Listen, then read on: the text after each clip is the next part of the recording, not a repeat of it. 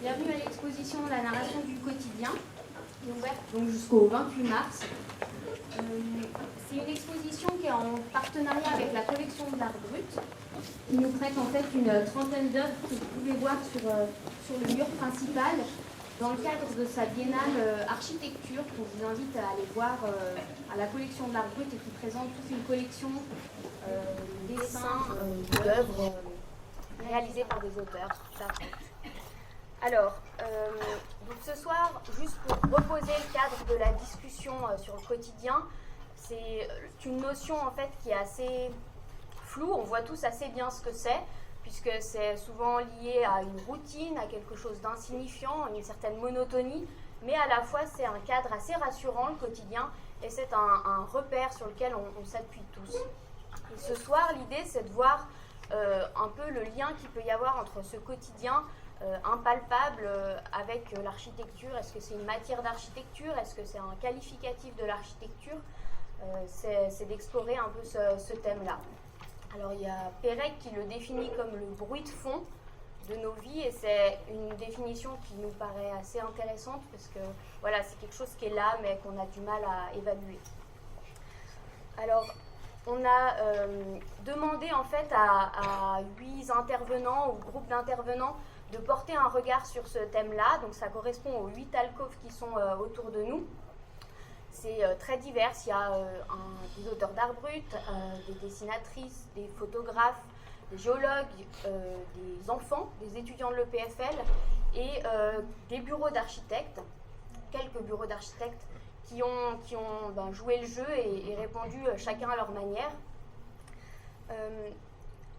Donc, juste pour venir un peu rapidement sur ces espaces, il y en a peut-être qui ont déjà entendu la semaine dernière, mais donc on a Eva Leroy qui est dessinatrice et qui nous propose en fait des dessins dans lesquels les projets disparaissent complètement. On n'arrive plus à voir ce qui est de l'ordre du projet, de ce qui fait partie de la ville.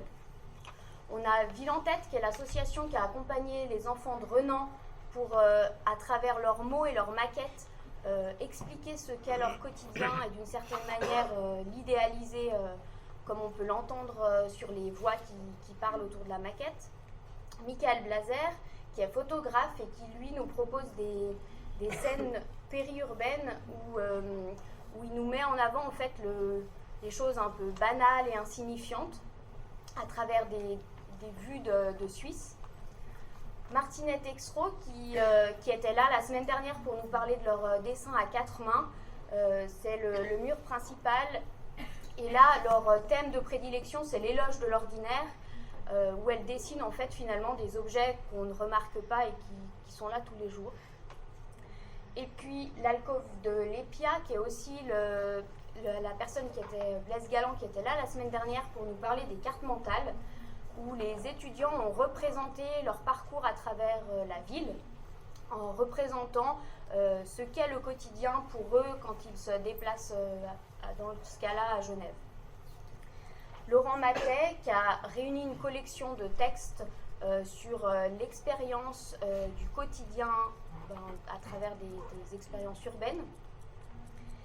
Et finalement, l'APIS, l'EPFL, qui est le résultat d'un travail avec Philippe Scherer, où les étudiants ont détourné des objets du quotidien pour les transformer en projets d'architecture. Donc le titre, c'est « Objets trouvés » ou « La beauté des objets de tous les jours », que vous pouvez voir sous forme de carte postale, façade et plan. Et le dernier espace, qu'on ne compte pas comme une alcôve, qui est le sas d'introduction, où on a réuni en fait, il y a une douzaine de bureaux d'architecture qui nous ont fourni leur image parce que justement ils s'intéressent à ces réalités quotidiennes dans une certaine esthétique, et on a représenté ces images qui est une manière de s'immerger un peu dans ce thème de la narration du quotidien. Ces 8 alcôves entourent donc le mur central qui regroupe les œuvres d'art brut, qui est pour nous à l'électrochoc et à la base du projet de l'exposition, puisque en fait ça nous apporte un regard tout nouveau sur l'environnement construit qui s'affranchit des codes de la représentation qu'on a souvent l'habitude de voir et qu'on connaît. Alors, ce soir, la semaine dernière, c'était vraiment une conférence. L'idée, c'est que ce soit plutôt une discussion entre nos deux invités. Donc on vous incite à poser des questions, même à intervenir durant la soirée. Et on prévoit 1 heure de discussion, donc vers 8h moins le quart, on pourra après prolonger autour d'un repas vers le bar. Donc on a la chance d'avoir Éric Lapierre et Luca Ortelli ce soir, je vous les présente rapidement.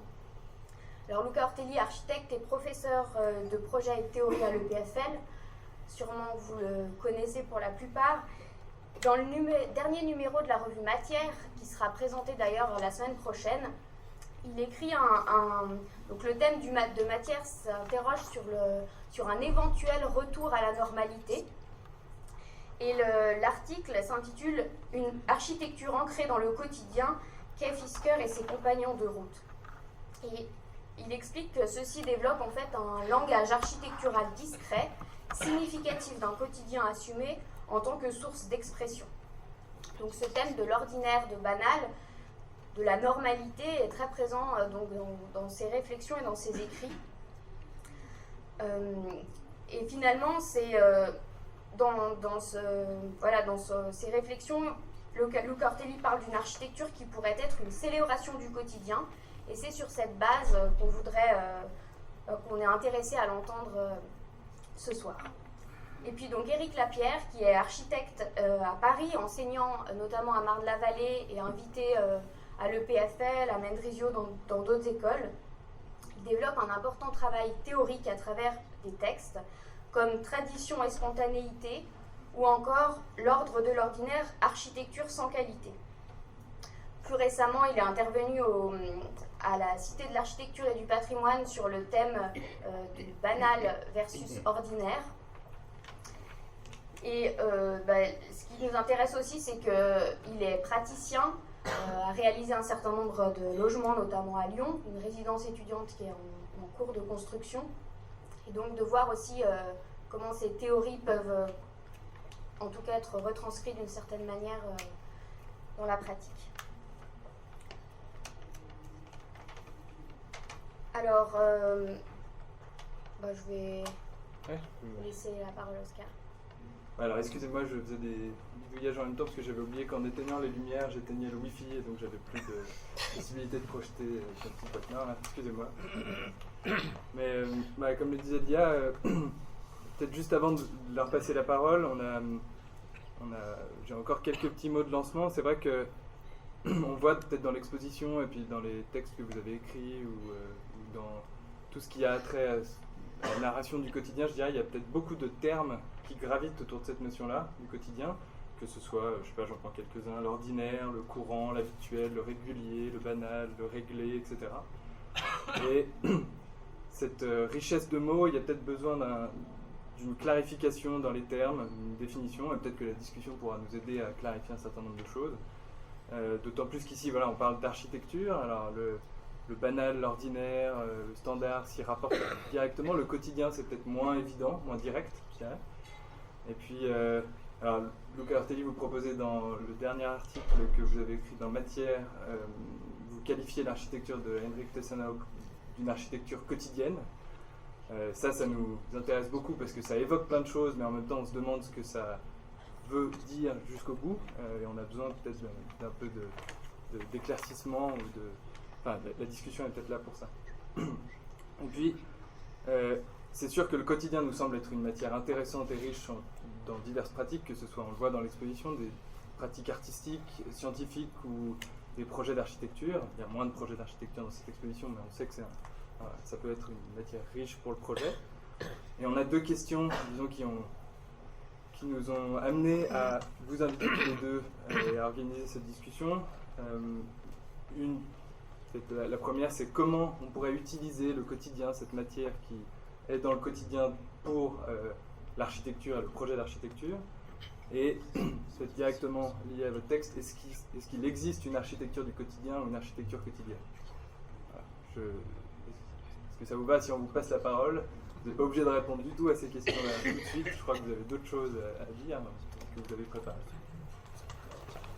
Alors, tout d'abord, merci beaucoup pour l'invitation et félicitations pour l'initiative. L'idée de consacrer une série d'événements à cette question-là, mais aussi félicitations parce que je viens de vous dire que j'apprécie, et je ne suis pas le seul, énormément la manière dont vous avez organisé tout ça dans l'espace. Alors, Tessenov en tant qu'architecte du quotidien, j'ai quelques images peut-être qu'on pourrait y arriver, mais si vous permettez, moi je pense qu'il faudrait d'abord donner la parole à Éric Lapierre parce qu'il est un invité étranger et parce qu'il a fait justement une distinction assez importante entre banal et ordinaire. Alors moi, j'ai la tendance à considérer tout ça comme des synonymes, quotidien, ordinaire et banal. Mais lui, par contre, il a bien montré que par rapport à ce qu'on voit aujourd'hui dans nos villes, par rapport à la production architecturale d'aujourd'hui et du passé, il y a une sacrée différence entre les deux termes. Donc, Eric, si tu es d'accord, moi, je t'invite à commencer en reprenant cette question. Alors, merci. Ça marche? Ouais. Oui, bravo aussi pour l'exposition. C'est vraiment bien. C'est stimulant. Ordinaire et banal, oui, à un certain point, c'est toujours un peu douteux qu'au cours du temps, on ait développé deux termes pour désigner la même chose. Ça peut arriver, mais... Et si dans la vie courante, ça peut être assimilé, si on discute sur un plan plus de théorie architecturale, là, il s'agit de raffiner un peu la sémantique. Et donc, du coup, là, c'est un peu douteux que ces deux termes recouvrent le même sens exactement. Et il suffit de considérer, d'ailleurs, tu as la citation, je crois. On peut l'afficher peut-être. Oui, alors la prochaine diapositive. Tac. Voilà. Donc Perret, il dit que celui qui, sans trahir les matériaux ni les programmes modernes, aurait produit une œuvre qui semblerait avoir toujours existé, qui en un mot serait banale, et je dis que celui-là pourrait se tenir pour satisfait. Donc une œuvre banale, c'est une œuvre qui a l'air d'avoir toujours existé. Et d'un autre côté, on pourrait lire Venturi et expliquer qu'il cherche à faire une architecture laide et ordinaire. Et Venturi, il explique que, voilà, que faire une architecture ordinaire, ça consiste à utiliser des moyens courants. Je ne peux pas dire des moyens ordinaires, sinon c'est un peu tautologique. Hein. Donc des moyens courants. Donc aucune prouesse technique, rien d'extraordinaire, par définition. Et de traiter ça dans le cadre de programmes habituels, quotidiens. C'est presque impossible d'en parler en fait, du coup. Mais enfin, on se comprend. On va dire non monumentaux, par exemple. Et puis, il explique aussi que ses clients viennent le voir parce qu'ils veulent des retours sur investissement immédiats. Et que, par conséquent, ses clients viennent le voir parce qu'ils ont une approche court-termiste des choses. Et que lui aussi. Et par conséquent, ils s'entendent très bien. Donc, il revendique l'ordinaire et il revendique le court terme. Perret, il revendique le banal et il revendique quelque chose qui a l'air d'avoir toujours existé. Donc déjà, ça concerne la question de la permanence, ça concerne la question de la longue durée. Donc de ce point de vue-là, les termes ne se rapportent pas à la même chose. Et dans le fond, quelque chose une œuvre qui serait banale, c'est certainement une œuvre qui pourrait peut-être ne pas se signaler par une présence extrêmement en rupture avec l'histoire, en rupture avec son environnement aussi, avec son contexte physique, mais le contexte d'un projet, c'est l'architecture elle-même aussi, à la fin. Donc, dans ces deux champs contextuels.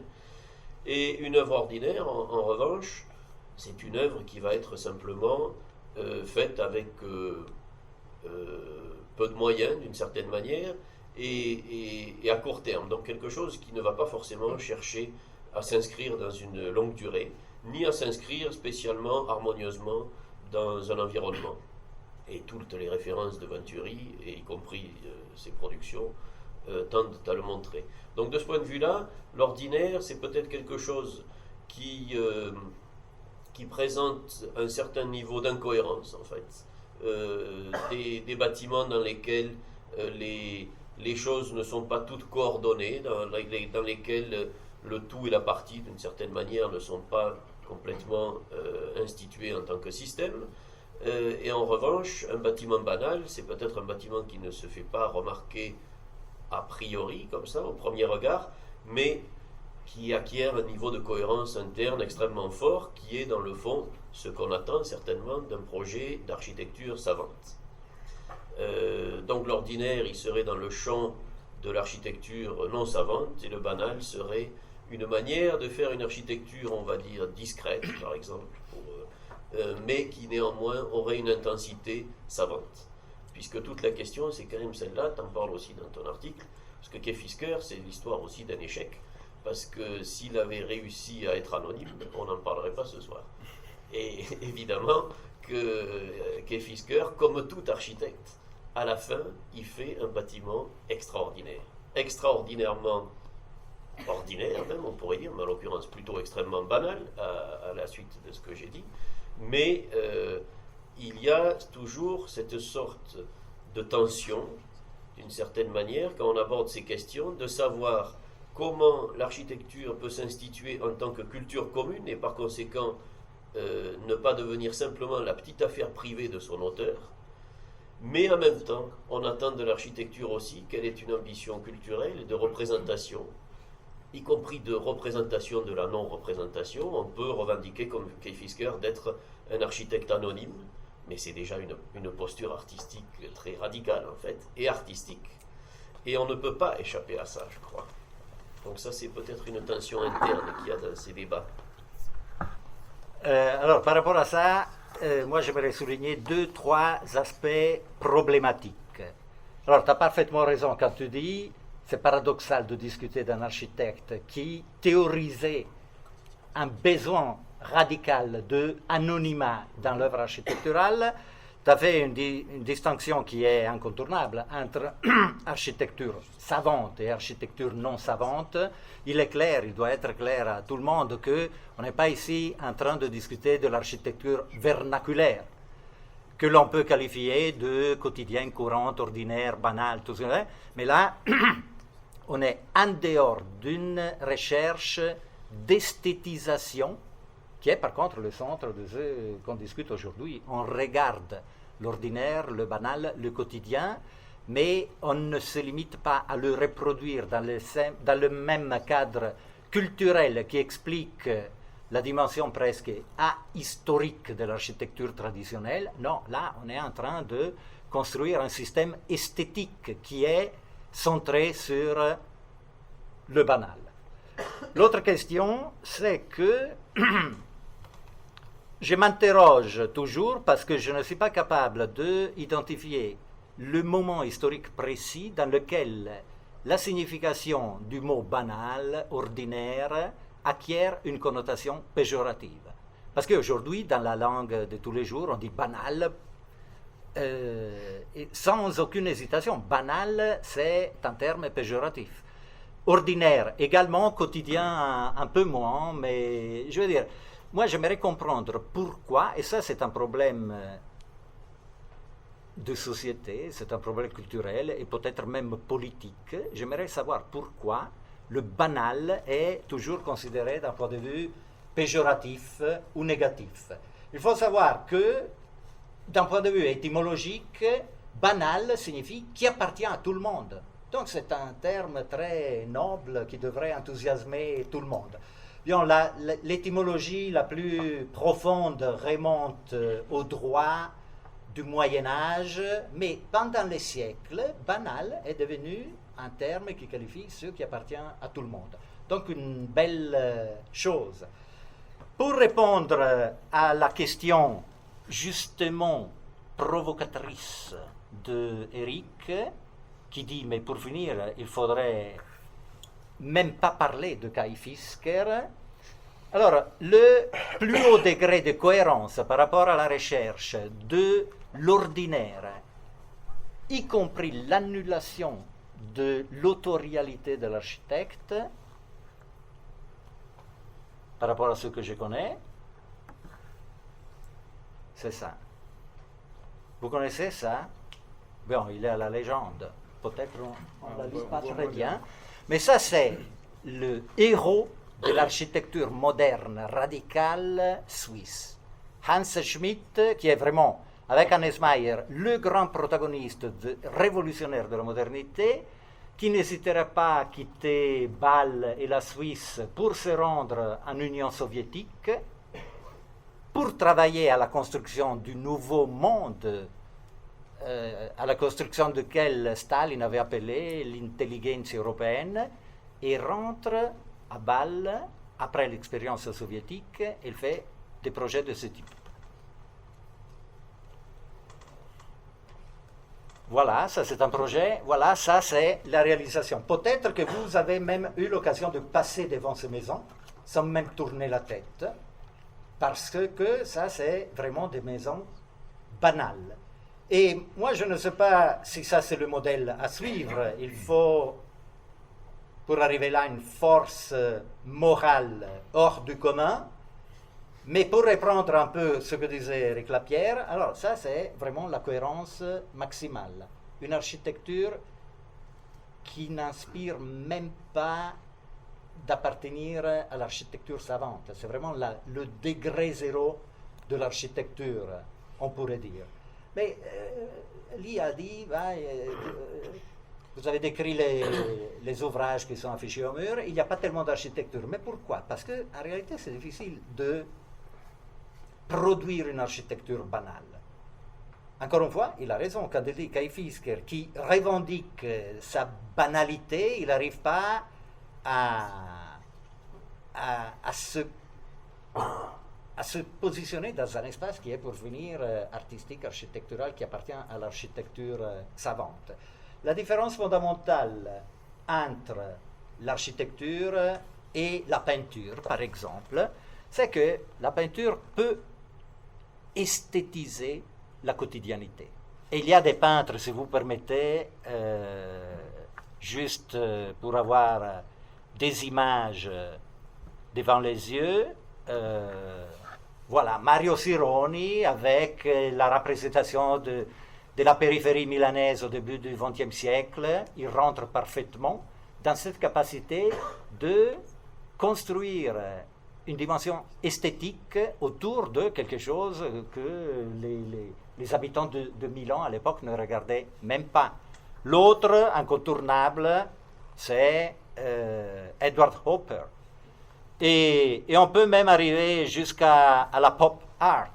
Alors ça c'est très bien. Il s'agit de représenter dans une dimension esthétique les objets du quotidien. J'avais aussi, sans savoir qu'Arduino Cantafora aurait participé, j'avais même préparé ça. Donc, 2 tableaux qui illustrent des murs, animés juste par les quelques taches déterminées par le temps qui passe et les ombres et les rayons de soleil. Alors, ça, c'est une dimension que la peinture peut pratiquer.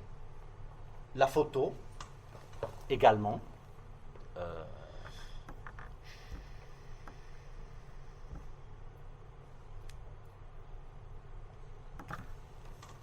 Luigi Ghirri, rien plus banal que ça, mais la manière de cadrer, de restituer une dignité et un ordre, peut-être pour la plupart de nous invisible à des objets banals, ça appartient au même courant, encore une belle photo de Luigi Ghirri. Mais en architecture, c'est très difficile. Alors, Eric a parlé de Venturi. Venturi, il est incontournable. De mon point de vue, mais là je m'exprime vraiment à titre personnel, le Learning from Las Vegas, c'est une opération LED. Non seulement parce que, comme tu l'as dit, Venturi visait la production d'une architecture LED et banale, mais parce qu'il me semble qu'aujourd'hui on ne peut pas se référer à l'ordinaire en tant qu'architecte, au quotidien, au banal, sans faire des distinctions. Quel est notre ordinaire aujourd'hui? Je m'adresse aux Suisses, parce que peut-être en France c'est un peu différent, mais C'est mieux. l'ordinaire c'est quoi? C'est dans les processus de transformation de la ville, c'est le PLQ. Vous savez ce que c'est, les étudiants? Vous savez ce que c'est un PLQ, plan localisé de quartier, avec ce qui va avec. Ça, c'est l'ordinaire. Moi, je trouve personnellement qu'il serait très difficile de s'inspirer de l'ordinaire de nos jours. Donc, je considère que quand on théorise la possibilité de fonder un projet d'architecture d'aujourd'hui sur l'observation du quotidien, du banal, de l'ordinaire, il faut forcément faire des distinctions. On ne peut pas affirmer que tout le banal convient à un processus d'esthétisation qui est de toute façon quand même à la base de notre travail, parce que nous sommes des architectes savants. Nous ne sommes pas comme les paysans qui ont produit des architectures vernaculaires qui nous fascinent. Donc, il y a besoin de sélectionner. Ça, c'est mon point de vue. Eric, qu'est-ce que tu en penses? Ça, c'est un point un peu dur, hein? Certo. Parce que, par exemple, le bâtiment de Hans Schmidt là, qu'on regarde, évidemment qu'il est extrêmement invisible, disons, mais on voit bien que c'est une architecture, par exemple, qui se rapporte à un contexte très défini. Hein. Mais un architecte qui s'intéresse au contexte, il ne va pas prendre tout le contexte, il y a beaucoup trop de données. Donc déjà, quand on arrive sur un terrain où on peut choisir de construire comme le bâtiment d'à côté, ou par rapport à toute la culture urbaine et architecturale de la ville, ou du quartier, ou du pays, il y a une sorte de profondeur de champ à choisir. Et là où ça devient compliqué, ces affaires d'architecture quotidienne, enfin voilà, qu'on appelle comme on veut, c'est que souvent, elles butent, selon moi, enfin, oui, elles butent sur, enfin, il y a deux aspects. D'une part, elles butent sur la nostalgie. Parce que, et ça c'est tout ce qu'a donné l'architecture analogue, par exemple, qui est extrêmement nostalgique parce que, et extrêmement belle aussi, hein, mais qui soulève une couche de réalité très poétique, mais de ces bâtiments assez sombres, sublimes par certains aspects, mais qui ne s'intéresse pas au, je dirais, à l'ordinaire le plus courant. Et c'est bien ce que tu dis précédemment, c'est que l'ordinaire le plus courant, évidemment, il est extrêmement rébarbatif. Et on n'a pas vraiment envie. Je suis passé en venant de la gare, là, devant une vitrine d'un promoteur immobilier, d'un agent immobilier. J'ai failli faire une photo pour mes étudiants parisiens pour leur dire, bon, la Suisse, c'est bien, hein, mais enfin, on ne fait pas que des trucs non plus super beaux en Suisse, hein, parce que c'était évidemment très ordinaire, et on n'a certainement pas immédiatement envie de se faire un projet à partir de cet ordinaire-là. Ça, c'est un premier aspect sur lequel on peut revenir. Par ailleurs, considérons un bâtiment extraordinaire, le centre Georges Pompidou, par exemple, et qui a toutes les caractéristiques d'un bâtiment extraordinaire au sens strict du terme. Mais comme tout bâtiment, moi, pendant une grande période de ma vie, je suis passé devant plusieurs fois par jour. Et c'est pas tous les jours que je tombais en arrêt pour regarder cet ovni. C'est l'architecture la plus extraordinaire soit-elle, elle doit affronter la question de son devenir banal, parce qu'elle a affaire au quotidien. Et le quotidien érode tout. Vous savez bien, ça érode aussi l'amour, ça érode les intérêts qu'on a pour des choses, ça érode les corps, ça use tout, ça détruit d'une certaine manière. Donc, ça détruit aussi l'impact, enfin un bâtiment peut voir son impact architectural ou son intérêt simplement architectural détruit par le quotidien. Et donc d'un côté on a une architecture extraordinaire qui doit affronter son devenir banal. Donc comment faire pour qu'un bâtiment ne soit pas intéressant le jour où il est livré, publié sur internet et tout ça, parce que là évidemment il est tellement étonnant, il est tellement nouveau, mais 30 ans, 50 ans après, comment faire que ça reste une œuvre vivante? et qui n'est pas un problème qui concerne d'ailleurs que les bâtiments. Mais comme les bâtiments sont dans la rue et qu'on les voit tous les jours, c'est plus directement sur les bâtiments. Et d'un autre côté, à quel ordinaire on se rapporte et qu'est-ce qui se serait passé dans l'histoire si on avait toujours fait de l'architecture analogue? Est-ce qu'on serait encore dans une caverne? Comment on ferait? Et de ce point de vue-là, peut-être que pour ne pas tomber dans la nostalgie, peut-être qu'il y a des considérations liées à l'usage, peut-être au mode de vie, peut-être au mode de construction courant. Par exemple, si on considère le travail de la Caton-Vassal aujourd'hui, ce sont peut-être des gens qui produisent une forme d'architecture ordinaire au bon sens du terme. Mais en même temps, ils ne peuvent la produire que dans des conditions radicalement extraordinaires, parce que personne ne veut construire ça. Alors, on est toujours confronté en fait à la même chose, c'est que, comme tu disais, même la question de l'ordinaire, elle vise toujours à esthétiser quelque chose. Donc, c'est toujours... et quand tu parles de la force morale de Hans Schmidt, là, je suis tout à fait d'accord avec toi, parce que dans un monde architectural qui est lié à l'invention, c'est extrêmement courageux, extrêmement puissant d'arriver à une position comme ça. Et en même temps, il est difficile de faire abstraction du fait que depuis la Renaissance, l'architecture s'est développée comme une discipline d'invention. Que ce soit le Dôme de Florence, que ce soit Philibert Delorme en France. Philibert, au XVIe siècle, en France, il écrit un livre qui s'appelle « Invention pour bâtir à petits frais ». Donc il s'intéresse à un champ assez ordinaire, on va dire, parce que c'est pas pour construire des palais. Il invente des systèmes de charpente très économiques, etc. Donc c'est très pragmatique, très près du terrain, mais ce sont des inventions.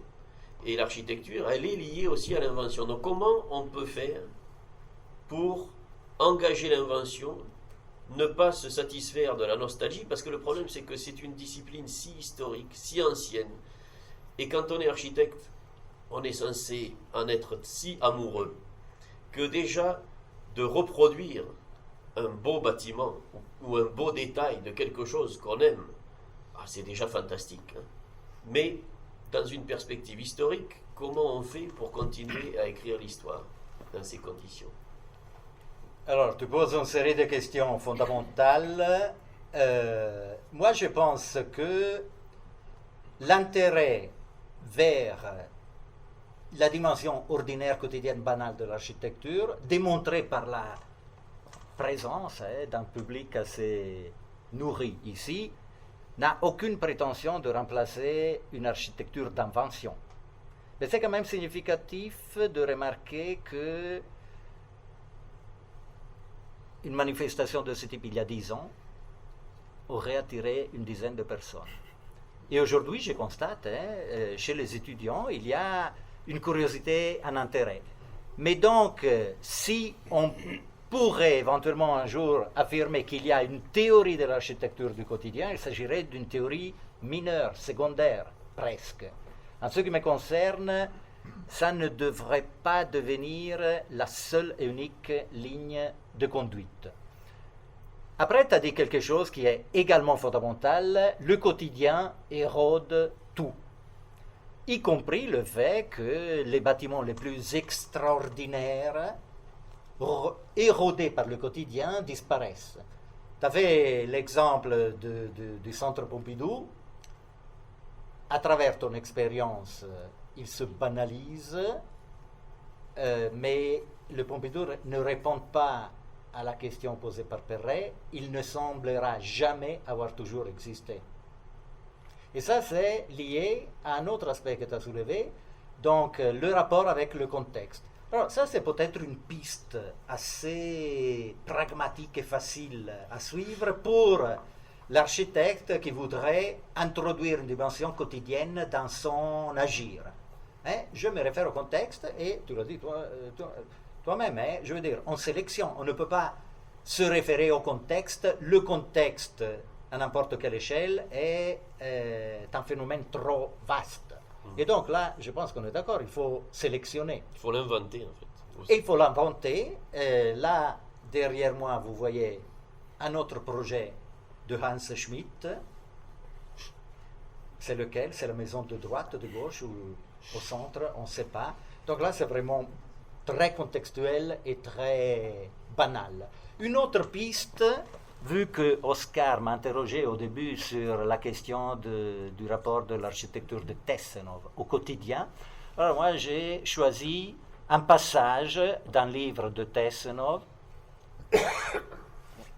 Non, la petite barre a disparu, attention, maintenant je le trouve. Voilà. Alors ça c'est un enseignement possible, dense de signification à mes yeux. Donc le rôle de l'architecte serait de donner le plus d'intensité possible à une forme donnée et préétablie. Donc ça c'est, disons, ce n'est pas la nostalgie, ce n'est pas non plus la répétition dans une dimension ahistorique qui est pratiquée dans l'architecture vernaculaire. Non, là, on prend comme point de départ une forme donnée. Donc forcément quelque chose qui appartient au quotidien et on essaye d'en intensifier la figure, la forme. Donc ça c'est le rôle le plus élevé pour un architecte selon Heinrich Tessenov. Dans ce sens-là, je pense qu'il représente mieux que beaucoup d'autres cette idée d'une architecture quotidienne. Parce que le point de départ, c'est toujours le même. Naturellement, il s'agit ici, je ne sais pas si vous connaissez Tessenov, il s'agit d'une architecture qui est liée à une certaine société, à un certain temps, à un certain lieu. Mais c'est quand même formidable parce que, comme dans le cas de Hans Schmidt, avec en plus un talent, à mon avis, en ce qui concerne les proportions, la mise en œuvre de cette série élémentaire d'éléments beaucoup plus développée que chez Hans Schmidt, on est dans un panorama quotidien dans lequel vraiment on peut dire, en visitant les lieux dans lesquels Tessenov a construit, on a l'impression que cela est toujours existé. Dernière question, l'architecture analogue. Alors, comme il y a dans cette période une exposition consacrée à Aldo Rossi, qui est l'inventeur, avec Arduino Cantafora et d'autres, de ce qu'on appelle la città analoga et d'une théorie possible de l'architecture analogue, je souligne bien qu'il y a une différence entre l'architecture analoga en tant que dérivée de la città analoga, la fameuse planche d'Aldo Rossi que tout le monde connaît. Si vous ne la connaissez pas, venez visiter l'exposition à l'EPFL. Et la analogue architecture qui était pratiquée à Zurich au début des années 80 par Fabio Reinhardt, Miroslav Schick. Tout au début, moi. Et toi? Oui, j'étais aussi partie de la bande. Non, mais ça, pour les étudiants qui sont évidemment trop jeunes pour avoir un souvenir direct de ça, il y a Eric se réfère quand il parle de la nostalgie, une architecture sombre qui cherche le sublime, il se réfère à la analogue architecture, où je me trompe. Tout à fait, non, oui, bien sûr. Ecco, voilà. Qu'est-ce qu'on doit dire encore? Peut-être que... Attends, moi, Non, je veux dire, vas-y. Quand tu dis qu'il s'agit pas, il s'agit de dire que l'architecture ordinaire ou qui s'intéresse à l'ordinaire, c'est toujours une architecture mineure.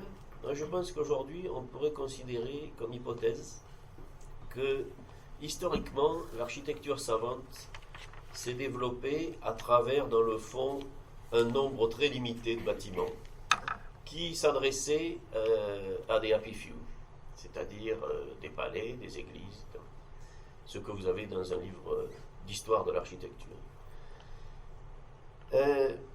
Ces architectes, ils étaient très savants Souvent, ils n'étaient pas architectes de formation comme on peut l'être aujourd'hui. Ils étaient très savants et ils s'adressaient à une clientèle savante qui était capable d'apprécier les subtilités d'un changement de proportion, de l'utilisation d'un langage classique de manière un peu distordue, enfin tout un tas de subtilités qui passent au-dessus de la tête de la plupart, même des architectes, pas en Suisse certainement, mais en tout cas en France, à coup sûr. Et donc, c'était une pratique qu'on pourrait qualifier d'élitiste, mais sans que ça ait rien de péjoratif, c'était un état de fait. Depuis la révolution industrielle, on est tombé dans une massification. On a plus construit au XXe siècle que pendant toute l'histoire de l'humanité, d'un point de vue quantitatif. Donc nécessairement, on ne peut pas faire comme si cet état de fait nouveau n'affectait pas le fait même et la signification que ça peut avoir de construire quelque chose. Et donc ça affecte nécessairement l'architecture. Dans le fond, ça l'a affecté très immédiatement parce que la question du logement de masse est devenue un sujet architectural savant qui n'avait jamais été traité auparavant. L'unité d'habitation de Marseille, c'est une architecture du quotidien par sa destination programmatique. C'est une architecture absolument extraordinaire par son ambition culturelle, esthétique et par la déflagration que ça peut représenter dans l'histoire. Donc, ça signifie qu'on pourrait considérer quand même comme hypothèse qu'aujourd'hui, on se trouve dans une condition ordinaire, complètement généralisée. Et si je juge par rapport aux derniers monuments, aux derniers bâtiments qui sont censés être des monuments livrés à Paris, par exemple, la Philharmonie de Jean Nouvel, par exemple, bon, elle a un certain aspect extrêmement étonnant, on peut dire, enfin, pour parler simplement. Mais sitôt qu'on pénètre à l'intérieur, ben, finalement, les murs, les revêtements, c'est à peu près les mêmes qu'on trouve dans des logements sociaux. Hein. C'est des plaques de plâtre de 13 mm qui sont vissées sur des cornières en métal. C'est des choses comme ça. Si on entre dans l'Opéra Garnier du 19e siècle, alors là, on a des blocs de marbre qui pèsent des tonnes. C'est fait pour l'éternité. C'est comme de l'architecture égyptienne un peu. Mais aujourd'hui, même les monuments sont engagés dans cette condition ordinaire. Par conséquent, peut-être que l'enjeu pour nous aujourd'hui, c'est de comprendre dans quelles conditions on peut continuer à faire exister des principes, des concepts qui viennent de l'architecture savante et donc de l'histoire de l'architecture qui s'est élaborée dans ce monde élitiste que je décrivais, mais de les engager dans quelque chose de beaucoup plus quotidien. Il y a une œuvre de Mario Merz que j'aime beaucoup parce que c'est un néon bleu qui dit en italien se la forma scompare la sua radice è eterna. Donc si la forme disparaît, sa racine est éternelle. Peut-être que dans le champ ordinaire contemporain, on pourrait chercher cette racine éternelle. Qu'est-ce qui peut perdurer de cette histoire éternelle de l'architecture quand je construis pour un promoteur qui en a absolument rien à faire. Alors je pourrais le prendre comme Venturi, il est court-termiste, je suis court-termiste moi aussi, je touche mes honoraires, il vend ses logements, on est content. Mais on pourrait aussi chercher le moyen d'engager ça à son insu, mais c'est pas grave, dans le champ savant. Et à partir de là, peut-être d'ailleurs que le travail d'Aldo Rossi sur la typologie, c'est peut-être un moyen de garder un lien avec l'histoire, avec la permanence, y compris en traitant les programmes triviaux qu'on a à traiter aujourd'hui la plupart du temps. Aujourd'hui, il y aurait peut-être du sens à considérer que l'histoire ne s'écrit plus seulement avec quelques monuments épars, mais qu'elle s'écrit avec la substance construite courante, mais traitée de manière à garder ce lien avec l'histoire. Alors là, Eric, tu es en train de donner une coloration politique à la question. Moi, j'y crois profondément. Moi, je connais la plupart des visages là et je sais ce qu'ils cherchent. à faire dans leur projet de diplôme, pour beaucoup d'entre eux, c'est vraiment une question politique. Donc, chercher une manière de rester à l'intérieur de l'architecture en dehors de l'architecture des chefs-d'œuvre, des monuments, etc. Ça, c'est une question très délicate, mais je suis convaincu personnellement que la dimension politique est un des moteurs parmi les plus puissants de cet intérêt qu'on a pour l'ordinaire, le quotidien et le banal. Par rapport à la question du promoteur, entre parenthèses, je te signale que tu es passé devant la vitrine de Bernard Nicot, à Venons ici. C'est le plus grand promoteur du canton Vaud. Et c'est justement... Non, mais c'est justement pour cette raison-là que ça, c'est l'ordinaire d'aujourd'hui, au moins de la canton Vaud. C'est peut-être ce que le public s'attend de la part de l'architecture. Moi, je ne suis pas certain, mais c'est ce que le promoteur pense que le public demande. Et c'est la raison pour laquelle, moi, je dis il faut faire une distinction. Se référer à l'ordinaire, s'il s'agit de cet ordinaire-là, moi, je ne suis pas d'accord. Est-ce qu'il suffit pour parler d'ordinaire, de remarquer que Jean Nouvel a mis du placo-plâtre dans un bâtiment? Moi, je ne suis pas tellement sûr. Il faut aussi faire une différence, à mon avis, entre la manière dont les matériaux sont utilisés. Rien n'exclut que Jean Nouvel ait utilisé du placo-plâtre parce que le budget de l'œuvre l'exigeait.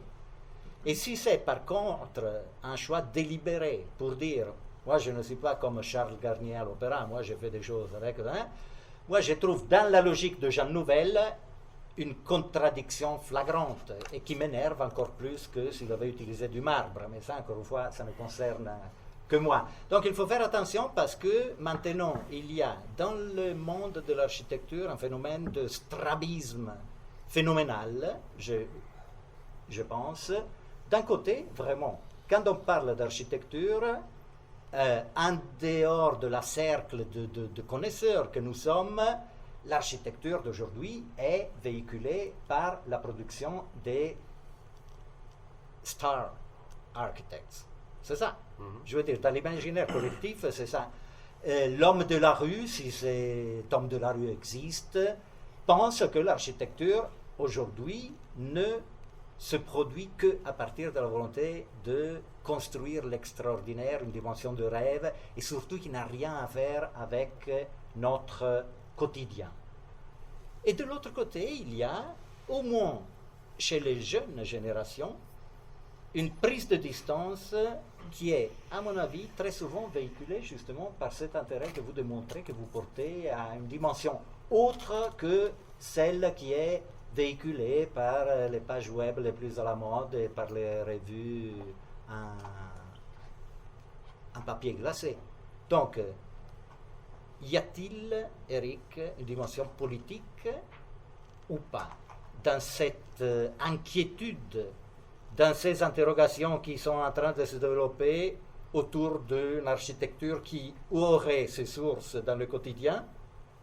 Avant de te passer la parole, tu as mentionné la typologie comme elle était pratiquée par Aldo Rossi. Aldo Rossi le dit très bien. Ça, c'est un choix politique.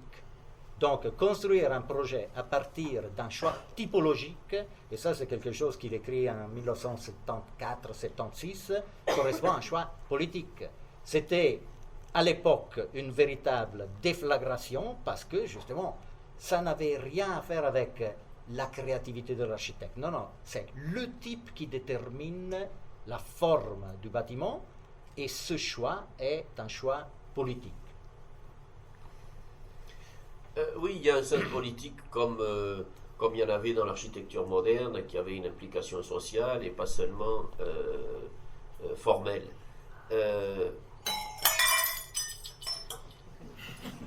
C'est la révolution qui commence. Mais en même temps, il y a dans ce que je disais, pour moi, une dimension indépassable dans cette condition ordinaire, même par exemple dans l'inflation monumentale. À Paris, au XIXe siècle, on n'a pas construit... Paris, c'est vraiment la ville des monuments, et la ville du XIXe siècle. Mais on n'a pas construit non plus 50 monuments au XIXe siècle. Hein. Aujourd'hui, on a une sorte d'inflation. Là, on vient d'avoir la Fondation Vuitton et la Philharmonie, par exemple. Mais il y a une inflation planétaire, monumentale, qui, elle aussi, d'ailleurs, fait partie de cette condition ordinaire, dans la mesure où ce désir de monument, il est un peu insensé, parce que si on considère que le monument, c'est vraiment le bâtiment qui va incarner une sorte d'exceptionnalité, qui va représenter un groupe social, par exemple, une collectivité à travers un bâtiment extraordinaire. Par définition, si on fait des monuments tous les jours, c'est impossible de faire de l'extraordinaire tous les jours. Donc il y a une sorte d'affaiblissement, en fait, du signal monumental, je pense, dans cette condition-là. Et si ces bâtiments deviennent si outrancièrement spectaculaires, c'est aussi pour lutter contre cette espèce d'affaiblissement. Tu ne peux pas imaginer aujourd'hui, ou difficilement, que un bâtiment comme la bibliothèque Sainte-Geneviève de la Brouste, par exemple, qui est une simple boîte, comme ça, apparemment banale, du coup, puisse tenir lieu de monument, d'une certaine manière. Donc cette condition ordinaire, c'est de la constater, si tu veux, on peut en avoir une interprétation politique, et ça me va tout à fait, moi, mais je dirais que c'est presque pas une interprétation non plus, quoi. C'est une réalité, qu'à partir du moment où il y a une telle inflation de construction, nécessairement, le fait de construire ne peut plus signifier la même chose. Le fait évidemment que le caractère peut-être reproductible, typique de quelque chose, devient important. C'est peut-être sur ça que peut se fixer le sens, plus que sur une série d'unicums. Quand tu fais le Tempietto de Bramante d'un côté, Saint-Charles-aux-Quatre-Fontaines de l'autre côté, ce n'est pas des bâtiments qui demandent à être reproduits, c'est des bâtiments qui sont dressés dans leur unicité. À partir du moment où je fais un bâtiment de logement, par exemple, aujourd'hui, si je le fais en essayant de le faire, comme beaucoup d'architectes, de manière très originale, par exemple. Hein, c'est un bâtiment de logement, mais c'est le mien. Il n'y a que moi qui le fais comme ça. Et quel sens ça? Il y en a 200 autour dans le quartier. Donc, pourquoi celui-là va se faire remarquer plus qu'un autre? Alors que peut-être là, justement, si on a une ambition que ce bâtiment, par exemple, propose un système reproductible, par exemple, étendable, qui le dépasse lui-même en tant qu'objet, comme ça, peut-être que ça prend du sens dans un champ ordinaire, parce que le champ ordinaire, il a à voir avec la masse. Et sitôt qu'on dit ça pose une série de problèmes, parce que ça veut dire, par exemple, que si on cherche à être hyper contextuel, on ne peut pas proposer une solution reproductible, par exemple. C'est en tout cas difficile. Donc, je pense qu'aujourd'hui, il y a peut-être une série de thèmes qui étaient des thèmes qui appartiennent historiquement au mouvement moderne, liés à la reproductibilité, à la possibilité de faire une architecture, je trouve pas le bon mot, mais enfin plus universelle, mais ça, j'ai pas envie que ce soit si pompeux. Voilà, qui se préoccupe moins de diversité immédiate, mais plus de système, par exemple. Peut-être que c'est à même d'incarner des valeurs qui sont au cœur de la condition contemporaine, plus que l'hyperspécificité de réponse. Et d'ailleurs, certains architectes font toujours le même bâtiment, ou pendant une grande partie de leur vie, on fait toujours le même bâtiment. Michel Rouchepitz, à Paris, on lui a demandé dans les années 30 de construire un premier immeuble de logement, rue Guilmer, face au Luxembourg. Il a inventé un système de façade avec un énorme beau window, tout ça réalisé en pierre, collé, mais magnifique, impeccable, vraiment, presque parfait quoi, dans le genre. Et il en a fait 3 autres. Hein. Il ne s'est pas fatigué, il a refait les mêmes choses, parce que c'était valable comme solution. Donc, un partisan du court-termisme. Je ne sais pas. Ah oui, on peut le voir comme ça quand on est aussi polémique que toi. Mais Roger Diner, pendant une grande partie de sa vie, quand il s'est consacré à la question du logement, il a fait au moins pendant 10 ou 15 ans le même bâtiment, plus ou moins, hein, avec des variations, avec d'abord les fenêtres alignées, puis après décalées, pour tout un tas de questions. Mais pour moi, ça c'est un exemple D'ailleurs, c'est presque un exemple d'une architecture qu'on aurait aimé que Rossi puisse faire, peut-être. Hein. D'une certaine manière, il a réussi ce que Rossi n'a peut-être pas complètement réussi dans sa pratique. Et pourquoi? Parce que aussi, même si on peut dire que c'est politique et que c'est aussi une réflexion sur le rôle social de l'architecte, à la fin, les architectes intéressants, je pense, ils sont formalistes. Et Diener, il est absolument formaliste, c'est-à-dire qu'il est très conscient du fait que, par exemple, l'architecture ne doit pas être contre la ville, comme l'écrivait Bernard Huet, c'est-à-dire ça ne doit pas être une petite affaire privée qui est si originale et qu'elle entre en conflit avec l'œuvre collective qu'est la ville, et qui tend plutôt à l'anonymat, pour le coup. Mais en dépit de cette conscience qu'il a, il cherche la possibilité, en tout cas à ce moment-là, il a cherché la possibilité de conditions d'une architecture que dans le fond, qui permettent qu'on passe devant sans la regarder, comme le bâtiment de Hans Schmidt, mais qui, une fois qu'on tombe dessus et qu'on la regarde ou qu'on vit dedans, alors là, on voit que c'est pas tout à fait la musique ordinaire. Donc pour moi, ça c'est une position, un exemple d'une position qui permet de poser des questions plus universelles, plus banales dans le sens reproductible. Et encore une fois, je pense que cet aspect typologique qu'a eu l'architecture de Rossi, de son enseignement, c'était, je pense qu'on peut le lire comme une possibilité pour maintenir, ancrer une production ordinaire dans un champ savant. Parce que malgré tout, nous, on est architectes, on est aussi les gardiens d'une culture millénaire qui doit continuer à exister, mais pas juste par corporatisme, mais parce que si on est architecte, c'est qu'on a la conviction qu'elle a une nécessité sociale, elle améliore la réalité, pas juste pour rigoler entre architectes, même si pour une partie du discours architectural ne concerne que les architectes, et c'est presque une bonne chose, parce que c'est aussi là que c'est le plus sophistiqué, mais évidemment, il y a aussi la nécessité et la conviction, je pense qu'on est architecte, que l'architecture est utile à la réalité, comme ça, à la société. Alors, ce que tu es en train de dire par rapport à l'approche typologique d'Aldo Rossi, moi je le partage, c'est très juste, mais si on veut approfondir un petit peu la dimension politique de certains choix, tu as évoqué la hyperproduction monumentale qui caractérise l'architecture contemporaine, ou bien, je répète, ce que les journaux online, papier, véhiculent, c'est des grands monuments qui ont, par rapport à notre manière d'idéaliser le monument, par exemple la cathédrale gothique, qui ont un seul problème, ils sont l'expression de culture dominante, la culture financière. Après, je pourrais même aller plus loin que ça. Le fait est que, tu dis, Paris a construit un certain nombre de monuments au XIXe siècle, au XXe, etc. Le fait est que Paris, pour nous tous, ce n'est pas l'Opéra Garnier, c'est le boulevard avec les bâtiments haussmanniens, de première et deuxième et même troisième génération. Ça, c'est mon idéal de ville en tant qu'œuvre collective.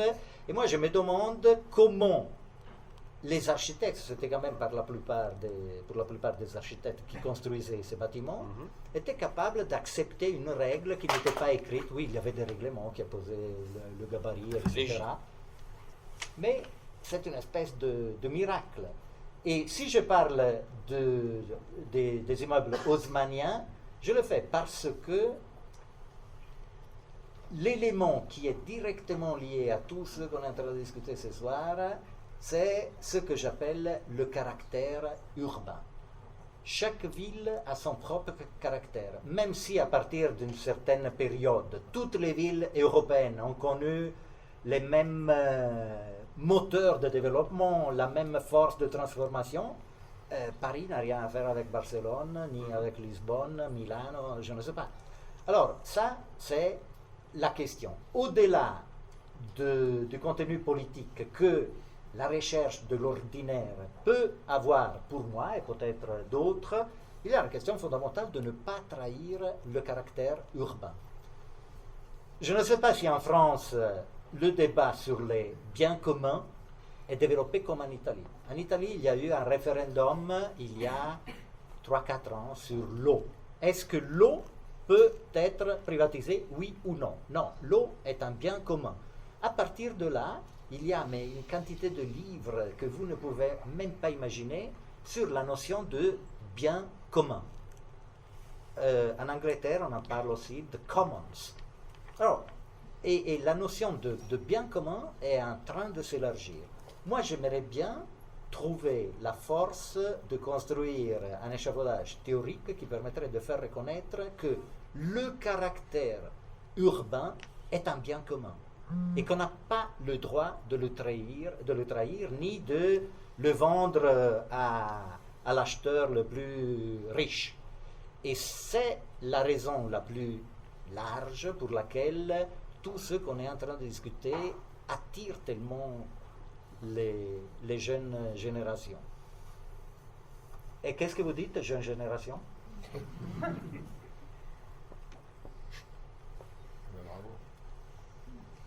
Hein? Qu'est-ce qu'ils disent?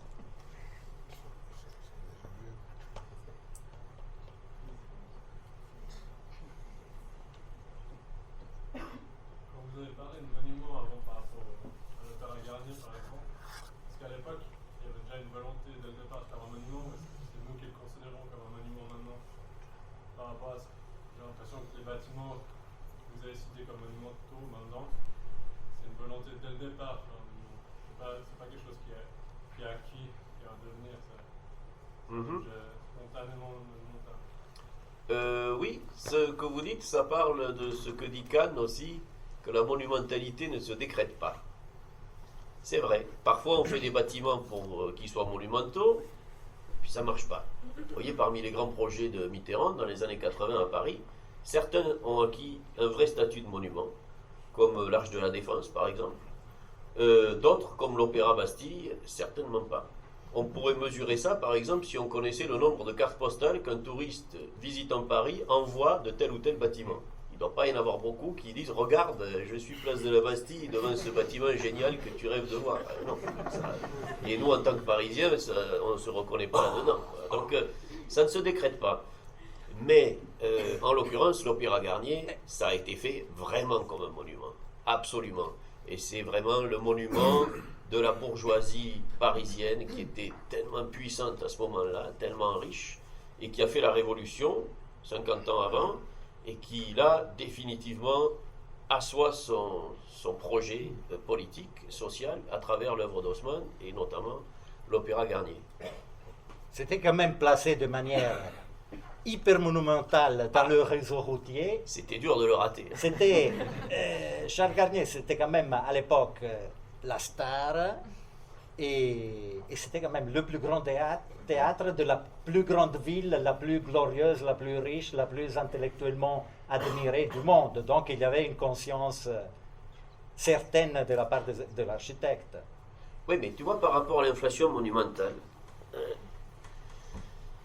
quel bâtiment aujourd'hui dans le monde pourrait acquérir une intensité monumentale aussi forte? À Paris, en plus, on a une drôle d'histoire avec les monuments parce que celui-là, il a été fait exprès, mais le monument qui représente même pas Paris, mais la France, la Tour Eiffel, c'est un bâtiment éphémère et qui a conquis son statut monumental d'objet permanent par lui-même, je dirais. Énormément des grands écrivains les plus géniaux du 19e siècle, qu'on admire beaucoup, ont écrit des kilomètres de lignes pour expliquer que cette Tour Eiffel, c'était atroce, c'était horrible et tout ça. Et aujourd'hui, on se dit, ah mais pourquoi un type aussi intelligent pouvait dire un truc pareil? Ce qui doit nous rendre assez modestes sur nos propres analyses, au passage. Mais, donc peut-être qu'on n'a dit que des sornettes ce soir. Mais en tout cas, Paris, c'est la ville du monument, enfin la France, c'est la ville du monument qui s'est imposé par lui-même, presque à la force du poignet. Hein, mais aujourd'hui, par exemple, on pourrait imaginer que, d'ailleurs, je ne le fais pas exprès, mais je ne sais même plus exactement comment il s'appelle, les tours qui remplacent le World Trade Center, dans la ville qui est quand même encore peut-être une des capitales du 21e siècle, qui a été le lieu de ce traumatisme et qui est là, à la pointe de Manhattan, un lieu absolument extraordinaire. Est-ce que ce bâtiment a le 10e d'impact monumental qu'a l'Opéra Garnier? Non, je ne crois pas. Et je crois que ce n'est pas une affaire de goût personnel, je veux dire, parce qu'on pourrait quand même dire que le musée Guggenheim de Bilbao, lui, a acquis un impact monumental énorme. Mais aujourd'hui, il est si difficile, et c'est pour ça que je parle de conditions ordinaires, je pense que c'est quasiment impossible qu'un bâtiment, au niveau mondial, puisqu'on réfléchit aujourd'hui à un niveau global, mais déjà l'Opéra Garnier s'était déjà regardé à un niveau global, c'est presque impossible, il me semble, qu'un bâtiment, en dépit de tous les moyens qu'on a aujourd'hui, puisse acquérir ce statut d'un monument qui éclaire vraiment. Lia et Oscar, suggestion pour la prochaine initiative, le monument aujourd'hui. Ça, c'est le prochain thème. Mais c'était la question que je voulais poser, parce que longtemps, un monument a été associé à un programme, un type de programme particulier, de palais, de tombeaux, enfin des choses assez importantes. Le monument, le logement a été monumentalisé. Vous avez donné l'exemple de la Cité radieuse. Aujourd'hui, vous dites, on ne peut plus avoir de bâtiments qui sont des monuments. Alors, quels sont les monuments d'aujourd'hui, si tant est qu'on en a encore besoin comme cristallisateur, finalement, de choses qu'une société partage? Est-ce qu'il faut dire, aujourd'hui, la fin du bâtiment monument est arrivée, donc nos monuments, c'est autre chose, peut-être dans le bien commun que représente une structure urbaine, ou je ne sais pas, mais je pense qu'on a quand même besoin d'être assez clair sur où sont nos monuments. Par exemple, j'ai l'impression qu'en Suisse romande, on ne sait pas faire des monuments. Non. Et parce qu'on ne sait pas ce que c'est, on n'arrive pas à s'identifier. Et on n'arrive pas à cristalliser autour de quelque chose, que ce soit un bâtiment, un programme, un morceau de ville. Donc on fait tous des petits monuments, voilà, qui sortent un petit peu la tête de l'eau. Voilà, Mais- c'est une question. Mais il est vrai que aujourd'hui notre culture n'est pas capable de produire des monuments si on prend en tant que modèle d'un monument en architecture, parce que le monument ce n'est pas forcément une architecture, si on prend la cathédrale du Moyen-Âge en tant que lieu qui dans l'espace et dans le temps devient un instrument d'identification d'une population pendant des générations. C'est la durée et vraiment la capacité de parler à tout le monde.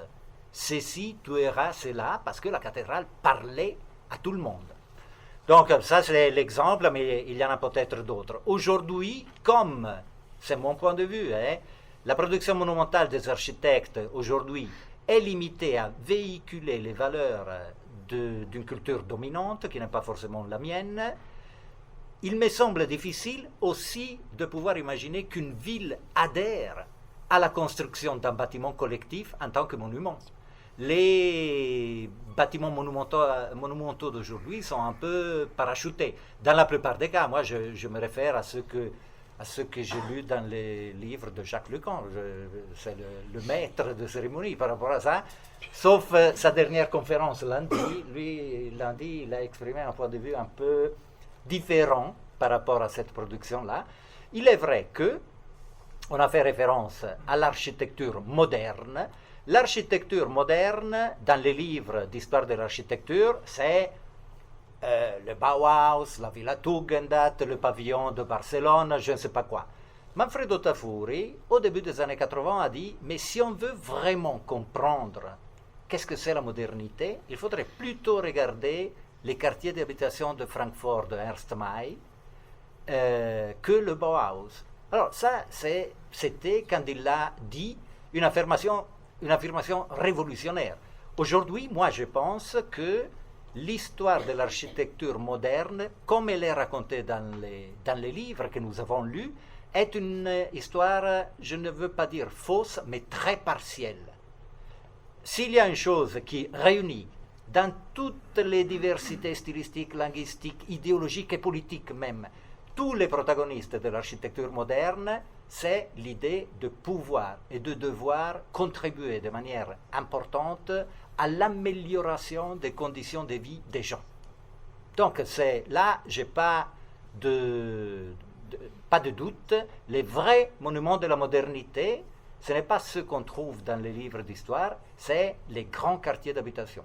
Entre parenthèses, dans les histoires de l'architecture, on parle que de bâtiments observés, critiqués d'un point de vue qualitatif. Bien sûr, nous sommes savants, nous sommes intelligents, nous sommes condamnés à pratiquer d'une forme ou l'autre la création, à cultiver notre créativité, mais on ignore toujours les questions quantitatives. Ça, c'est une obsession, mes étudiants le savent, mais je veux dire, il y avait des gens à Francfort, Ernst May par exemple, capables de réaliser 12 000 logements de qualité très très haute dans l'espace de 5 ans.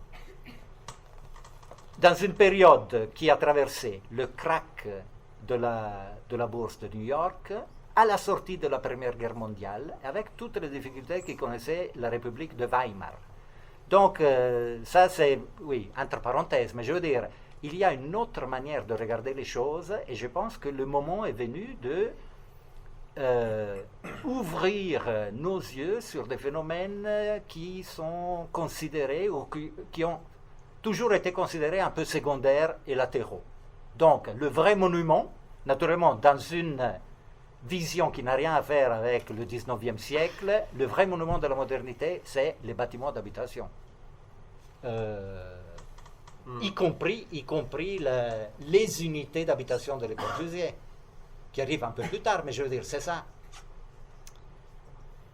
Oui, c'est vrai, mais la difficulté de ça, c'est que dans le monument, au sens habituel du terme, il y a quelque chose d'assez primitif. Il y a quelque chose de la nécessité de se référer à une sorte de totem, quelque chose qui nous aimante tous. Et si on dit que c'est toute une partie de ville, je ne sais pas comment on peut se rapporter à ça. On peut se rapporter à une culture urbaine, on peut se rapporter à un mode de vie. Dans le fond, ce qui s'est passé à Paris au mois de novembre avec les attaques, c'était s'attaquer à un mode de vie. Boire des coups en terrasse à Paris, ça fait partie, pour le coup, du quotidien. Donc, ça a été une attaque contre un mode de vie. Non, mais c'est vrai, non, mais oui. mais c'est vrai. C'est à la fois un peu surréaliste, mais maintenant, c'est devenu presque un acte politique d'aller boire un verre à une terrasse. Je veux dire, c'est quelque chose qui nous a réinstitué plus consciemment dans notre mode de vie particulier. Donc, mais la question que vous posez, c'est aussi le fait qu'aujourd'hui, les monuments sont vidés de leur substance en termes de bâtiments publics. Parce que jusqu'à présent, quand la basilique de Palladio, c'est pas une entreprise privée qui l'a construite. Colas parle de ça en termes d'automonuments dans New York Daily, en disant voilà, c'est des bâtiments, par leur taille, leur position urbaine et leur aspect, ils sont monumentaux, à part que ce sont des monuments sans substance en termes de programme. Il dit comme des panneaux d'affichage vides. Et peut-être que le statut de monument contemporain, c'est encore le stade ultime de ça, lui-même en ayant produit certains. Alors certainement que la Casa da Musica, on va lui trouver une dimension plus authentiquement monumentale que CCTV, parce que CCTV, on ne le dit jamais, mais enfin c'est quand même la chaîne de télévision d'un des pays les plus dictatoriaux du monde, donc une des chaînes de télévision les plus directement liées à un pouvoir totalitaire, mais qui est quand même un bâtiment très très hype. Donc évidemment qu'à partir de là, ça change la signification que peut avoir ce genre de bâtiment. Mais notre discussion, là, peut-être qu'elle est un peu faussée par le fait que on a l'air de se rapporter uniquement à la ville traditionnelle européenne, en fait. Et ce qui, évidemment, en termes symboliques, en termes de référence, est évidemment massif comme question. Mais en termes de réalité quantitative, ben moi qui construis à Paris, en ce moment j'ai la chance de construire un bâtiment dans le centre de Paris, au bord d'une vraie rue, à côté d'autres monuments, voilà, donc dans un contexte formidable. Et tu le fais banal ou pas? Je le fais très banal, j'espère, mais pas du tout ordinaire. Mais la plupart du temps, je construis évidemment dans des recoins de banlieue, dans des recoins périurbains, dans des endroits qu'on pourrait rapidement considérer comme sans qualité et dans des endroits dans lesquels personnellement je n'ai jamais essayé d'habiter par exemple. Et c'est là que se fait la ville aussi, c'est peut-être là qu'on pourrait aussi réfléchir au fait que le monument contemporain, est-ce que c'est le data center de Facebook? Est-ce que c'est le data center qui est le réceptacle qui contient toute notre vie privée balancée sur le net? Est-ce que c'est un bâtiment comme ça qui paradoxalement est complètement discret en dépit de sa taille gigantesque, mais qui n'essaie pas de se signaler globalement? Et est-ce que est-ce qu'il y a une nouvelle définition de monument à trouver comme ça? Parce que quand on dit que c'est une partie de ville, malheureusement, la ville, ça n'existe plus. Enfin, ça existe encore, Dieu merci, mais la ville, quand on dit aujourd'hui que l'humanité est en train de devenir urbaine, et que plus la moitié de l'humanité est urbaine, c'est pas vrai. Plus de la moitié de l'humanité est suburbaine. Mais très peu de l'humanité vit dans le centre-ville. Mais beaucoup de l'humanité vit en banlieue. C'est pas tout à fait la même chose. Et ces questions de l'ordinaire et de savoir à quel ordinaire on se rapporte aussi, elles concernent aussi cette question de savoir où la ville se fait. Parce que le bâtiment de Lan Schmitt de tout à l'heure, il serait très exotique en fait dans cet environnement. Alors là, tu as placé un coup imparable, c'est-à-dire quoi faire quand on doit travailler, comme ça arrive dans la plupart des cas, dans un contexte péri-suburbain ou je ne sais pas quoi. Mais pour revenir à la question du monument, si on remonte à la signification étymologique du terme, le monument en tant que quelque chose qui enseigne et qui alimente la mémoire, moi je pense qu'il est tout à fait légitime de dire que les Siedlungen de Francfort sont des véritables monuments qui ne possèdent pas la force iconique qui semble être la condition sine qua non pour la production monumentale contemporaine. Et pour le reste, oui, tu as dit, on parle pour finir que de la ville historique européenne.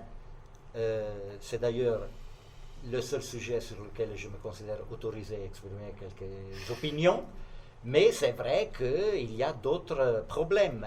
S'il est tellement difficile de se confronter, même si on adore le banal, le quotidien, l'ordinaire, avec un contexte périurbain, c'est justement le moyen le plus simple de constater les erreurs qu'une certaine culture, en sens large, pas seulement architectural, a produit. Nous, on a le devoir de réparer les bêtises faites par les générations précédentes, à tous les niveaux, et pas seulement les architectes. Les architectes sont peut-être les moins coupables. C'est des choix politiques, des visions du futur qui se sont instaurées dans la culture européenne à partir du deuxième après-guerre et qui ont produit ce qu'on connaît. Excusez-moi. Adrien, allez-y. Est-ce que finalement l'architecture monumentale et la démocratie, ça fonctionne ensemble? Est-ce que justement c'est pas après la Deuxième Guerre que la démocratie s'est généralisée en Europe et c'est aussi à ce moment-là que le vrai monument a cessé d'exister? Ouais, en ce qui me concerne, je vous réponds de oui, parce que justement, je me permets d'utiliser les mots monument pour qualifier quelque chose qui n'est pas du tout monumental.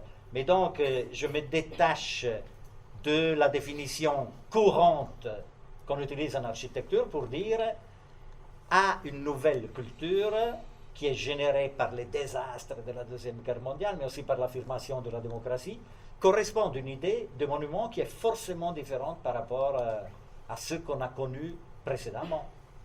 Mais il est vrai qu'aujourd'hui, l'homme de la rue, mais j'insiste, on est tous et toutes hommes et femmes de la rue, identifie la production monumentale avec le siège de la chaîne télévision chinoise.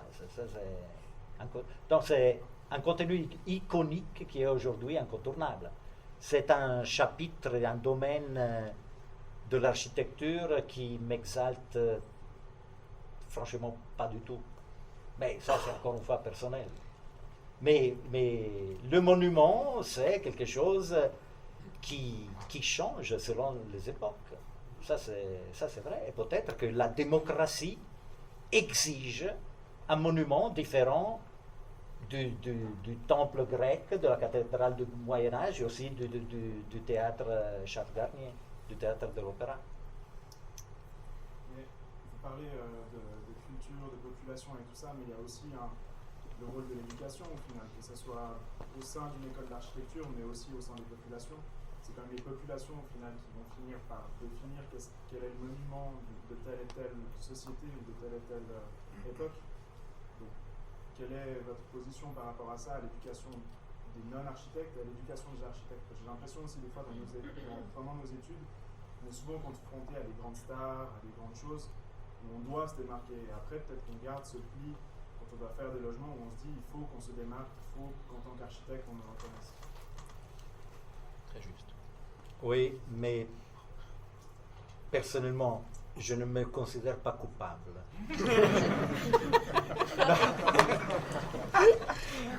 Non, dans le sens que ce n'est pas mon style, disons, d'enseignement. Non, mais c'est vrai, les écoles d'architecture, depuis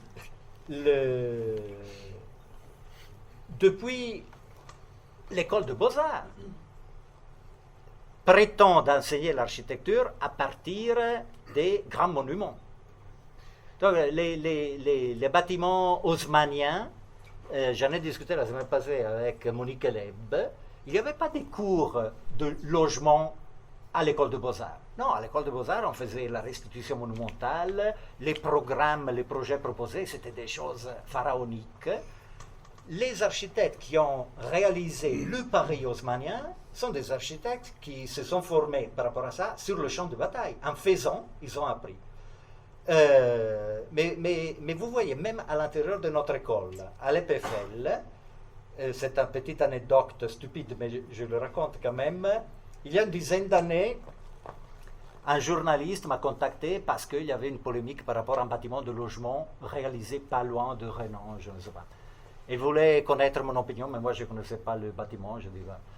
Le type, insistant, il est venu à l'école et il a bloqué devant le bâtiment SG des étudiants pour dire, mais alors qu'est-ce que vous pensez de ce bâtiment de logement?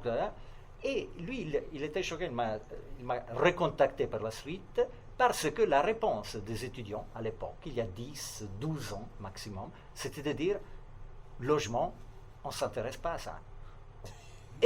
Non, mais c'est vrai, je veux dire, à Berlin, par exemple, après la mort de Schinkel, qui était le grand architecte, interprète du néoclassicisme allemand, hein, la Société des architectes a décerné chaque année un prix d'architecture au meilleur bâtiment. Et encore en 1920, le membre de ce jury refusait de donner les prix à un bâtiment de logement. 1920. Donc, aujourd'hui, ce qui me donne vraiment un regard positif sur le futur, c'est qu'on est en train de reproduire les conditions qui, il y a un siècle, ont généré la révolte des architectes modernes contre l'académisme. C'est pour ça que je suis, pour une fois, optimiste. C'est marrant notre discussion parce que je croyais qu'on devait parler du quotidien, des choses ordinaires. Et bien c'est toi qui as commencé. Oui, je sais, mais peut-être que quand tu reboucles sur Ernst May, oui, c'est vrai qu'en termes de lieu porteur d'une mémoire, ça pourrait devenir un monument. D'ailleurs, peut-être qu'au-delà de l'aspect commercial de tout ça, quand des villes, à Paris par exemple, les quais de la Seine, ils sont classés à l'UNESCO, comme un ensemble urbain. Donc ça tend un peu à dire ça, en fait, qu'une partie de ville est si qualitative, en fait, qu'elle peut être remarquable. Donc finalement, peut-être que sur ce sujet, la question du monument et la question de notre supposée discussion initiale se rejoignent. Donc on est pour la monumentalisation du quotidien. Et Donc on est à la contradiction extrême. Oui, Oui. oui, parce que Oui, mais- aussi, en France, on a beaucoup monumentalisé le logement sous forme des grands ensembles. Ouais. Ça n'a pas été totalement réussi. Mais là, nous parlons d'une monumentalisation par la suite. Oui, oui, oui. Non? On reconnaît après coup que ça mérite d'être considéré un monument. Oui, c'est ça. Non, c'est pas ça. Donc soyons optimistes pour considérer que ce qu'on construit aujourd'hui comme logement pourra acquérir le statut de monument in fine. Et c'est des monuments pour qui? Parce que l'homme de la rue, en fait, C'est un peu la nos limite. monuments à nous, même le CCTV, par exemple, je montre ça à ma grand-mère, elle trouve ça... ouais. Oui, mais c'est Elle trouve peut-être ça pas... Entre nous, hein, mais- Elle trouve ça comment? J'ai pas compris. Les mots lui manquent, Beau ou moche? sans intérêt. Elle trouve que c'est rien. On peut dire banal, peut-être. Parce qu'en fait, voilà, c'est un bâtiment de bureau, peut-être qu'il se retourne un peu, mais elle trouve ça banal, c'est pas ordinaire. Banal. Justement. Oui, mais enfin, oui, certainement. Je veux bien croire que votre grand-mère, elle pense ça de tout un tas, même de très bons bâtiments, peut-être. Mais là, on est aussi face au fait que même si l'architecture ne peut plus être aussi élitiste, parce que ça n'a plus de sens qu'elle a pu l'être au cours de l'histoire, elle n'a pas non plus forcément vocation à plaire à tout le monde à la fin. On ne peut pas dire, si vous voulez, que des gens qui sont totalement ignorants de l'architecture peuvent la juger. Après, évidemment, ils vivent dans une ville qui est faite d'architecture, donc c'est quand même bien qu'elle leur parle à un certain niveau. Mais c'est toute la difficulté de l'architecture, c'est qu'elle est justement si quotidienne et si engagée dans la vie de tout le monde, et en même temps, c'est une culture savante. Donc, comme toute culture savante, elle nécessite aussi un minimum d'apprentissage. Elle est difficile. Enfin, et tout justement, ce dont on parle là, dans le fond, produire une architecture ordinaire qui ait un lien avec l'architecture savante, c'est peut-être que de tenter une quadrature de cercle qui consiste à faire que cette architecture, au moins, ne dérange personne et qu'elle satisfasse les amateurs d'architecture d'une certaine manière.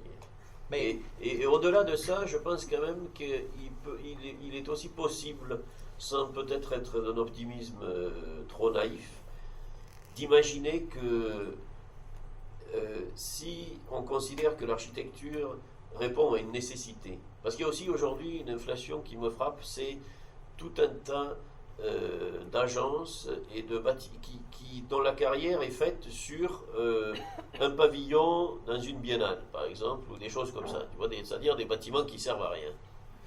Et un bâtiment qui sert à rien, ça ne peut pas être de l'architecture. Au sens strict, ça n'est pas de l'architecture. Et toute la beauté spécifique de l'architecture, c'est que elle est utile, elle est nécessaire. On ne fait jamais un bâtiment pour faire de l'architecture. On fait de l'architecture parce qu'on doit faire un bâtiment. Et c'est la beauté de la chose. Je sais pas, c'est comme la cuisine. Vous avez besoin de manger. C'est vital. Et vous avez besoin de vous abriter. L'architecture, c'est vital aussi. Mais simplement, vous avez besoin que, comme on est assez sophistiqué, on a quand même besoin que ces actions soient liées à une forme de plaisir, à une forme de signification. Mais c'est avant tout lié à une nécessité. Et l'architecture, il n'est jamais très bon qu'elle oublie qu'elle est nécessaire. Et c'est certainement à travers ce caractère nécessaire, on pourrait quand même imaginer aussi, et ça peut-être que c'est une dérive qui est née au moment de l'architecture moderne, parce que les architectes modernes ont tellement recherché une sorte de simplification de certains problèmes et une sorte d'abstraction si intense de certaines questions qu'ils sont peut-être passés à côté de certaines dimensions. Mais on pourrait imaginer dans une architecture qui satisferait, on va dire, toutes les couches de population, de la plus non intéressée par l'architecture, mais malgré tout qui est concernée, parce que tout le monde est concerné, parce que tout le monde vit dedans, jusqu'à l'architecte le plus savant, on pourrait imaginer que déjà une architecture qui prend en compte très sérieusement, comme un problème aussi conceptuel mais pragmatique, la question de la nécessité, de l'usage, de sa praticité, de son agrément, pourrait aussi, sur un plan formel, trouver là des ressources pour créer de nouvelles significations et donc continuer à faire de l'architecture. Encore une fois, l'hackathon Vassal, ce sont peut-être des gens qui manifestent apparemment une certaine désinvolture par rapport à la dimension représentative de l'architecture, mais ce faisant, ils créent une mise en scène du quotidien quand même qu'il est difficile, et même si moi je ne peux pas dire que je suis passionné par l'idée de faire des bâtiments en plastique, tout ça, mais on ne peut pas nier qu'il y a là une intensité et une justesse par rapport à la condition ordinaire qui est très grande. Et significativement, ce sont presque les seuls architectes qui représentent les intérieurs de leur logement, parce que sinon ça ne se fait jamais, et surtout, ils ne les représentent pas avec un coffee table book de travers, avec un grand confort à côté, ils les représentent avec le linge en tas sur la table à repasser et tout le bordel de la vie quotidienne qu'on a tous chez soi. Alors, on n'imagine pas la maison Farnsworth, par exemple, représentée avec le linge qui sèche à côté. C'est un Les peu gens ont l'air difficile. d'y être heureux, justement, de cette architecture. Hein? Oui, oui. Les gens ont l'air d'être heureux Oui. de tout ce qu'on fait. Là, C'est pour ça que j'en parle. Ouais. Non, mais justement, l'hackathon Vassal sont, tu les as cités déjà 2-3 fois, Oui, sont oui. très bien par rapport à ça. Hein. Là, rien à dire. Fabien, par rapport à l'homme de la rue, chaque fois que je prononce cette expression, je dis si l'homme de la rue existe, parce que c'est un concept un peu facile. Parfois, on l'utilise pour justifier des choses. Mais sa grand-mère existe. Ecco, la grand-mère de la rue. Ou de... De Fabien. Ça, c'est différent. Non, mais là, on touche à une question fondamentale et difficile. L'homme de la rue, s'il existe, déteste l'architecture contemporaine. Quand on demande à l'homme de la rue, s'il existe, quel est ton rêve, jamais il vous dira une maison de dîner et dîner. Je suis certain. Il y a peu de chance. Encore moins de Tadawando. Donc, on s'adresse à qui? Parce que l'homme de la rue, justement, c'est une blague. Il faut savoir que la difficulté dans notre recherche d'une architecture quotidienne, banale, capable de s'affirmer avec tendresse et sans violence dans un contexte bâti, doit forcément opérer un choix, décider qui sera l'interlocuteur, au-delà de l'architecte, parce que nous sommes savants, donc nous discutons d'architecture à un niveau plus élevé que le niveau de discussion des gens qui ne sont pas architectes. Mais après, vous savez, pour moi, et je ne suis pas le seul, la découverte que la majorité des Italiens votaient Berlusconi, c'était... Moi, je suis profondément démocratique, mais alors ce type de majorité démocratique ne me convient pas. Et là, c'est très... Ça, c'est bon. Eh bien, je vous le dis. Urbain à préserver, alors. Hein? S'il y a un caractère urbain à préserver, c'est qui décide de quel sera le caractère? Parce que, Et c'est pour ça que j'insiste sur le fait que la question a une coloration politique très importante. Et naturellement, je le répète, profondément démocratique comme j'espère, je pense être, je me pose une question parce que aujourd'hui, il y a aussi des fausses illusions par rapport à ça. Hein. Très souvent, dans les concours, on fait appel à des coopératives, c'est très bien. Voyons, les coopératives font appel aux architectes pour avoir le meilleur projet pour construire des bâtiments de logement. On a vécu ça avec Laurent. Et après, c'est un processus démocratique. Donc, tous les coopérateurs sont invités à dialoguer avec les architectes, à poser des questions. Hein. Et quand on arrive au choix que l'architecte doit de toute façon opérer, du type les poussettes, on les place à l'entrée ou au premier étage, il y aura toujours quelqu'un qui dira « Oui, mais au rez-de-chaussée, c'est fantastique. » Non, non, non, non, non. C'est mieux au premier étage. Et ça, c'est un processus démocratique. Et il y avait des débats, tu te souviens, Laurent, hein, embarrassants, parce qu'il y avait des voix qui disaient noir et d'autres qui disaient blanc. Ce qui est dramatique, parce que, in fine, nous devons choisir. Et choisir pour les poussettes au rez-de-chaussée signifie trahir les attentes de ceux qui le voulaient au premier étage. Ça, c'est une question dramatique. Vous n'êtes pas encore confronté. Mais ça, c'est ceux qui n'ont pas d'enfants. Donc, Je ne parle pas de plaire à tous, je voulais juste de ne pas plaire à personne. Ah, mais pas de- plaire à personne, Ah, bah, ça serait héroïque, c'est difficile parce que le monde est tellement varié et riche que ça serait une entreprise méritoire. Pour déplaire à tout le monde, on arrive facilement. alors. Déplaire à tout le monde, c'est plus facile, mais pratiquement impossible. C'est vraisemblable, mais pas probable. Non, mais là, il faut aussi assumer que et l'architecture, ça nous concerne, nous, plus spécialement, parce que nous, on est citoyens, mais on est aussi architectes. Il y a un moment, on ne construit pas pour l'homme l'homme de la rue, ok, il déteste toujours ce qu'on fait. Mais ses enfants, peut-être, se mobiliseront pour le défendre, parce qu'ils seront habitués, ils auront compris que c'était bien. Donc, c'est juste une question de temporalité. Je veux dire, nous, on passe notre vie à penser qu'à ça. C'est normal qu'on ait un temps d'avance sur le corps social. C'est évident, tout le monde ne peut pas penser qu'à ça, et heureusement, sinon on n'aurait pas de médecin, on n'aurait pas de comptable pour les agences et tout ça, donc ça n'irait pas.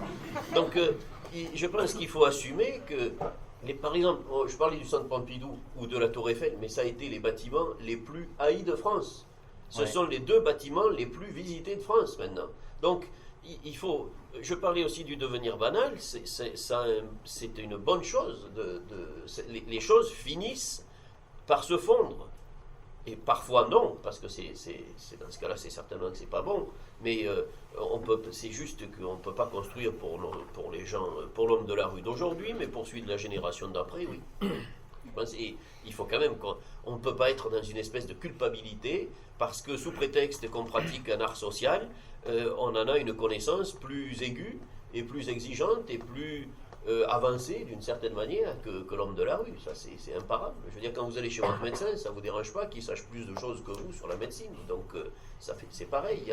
Et d'ailleurs, j'ai le sentiment qu'en Suisse, on est quand même dans un pays, il me semble, où quand un architecte dit quelque chose, il a une chance d'être écouté. Plus qu'en France, où en France, dès qu'on affirme quelque chose, il faut d'abord qu'on le justifie. Le postulat, c'est que c'est certainement stupide. C'est vrai, on perd une énergie incroyable à se justifier de choses évidentes.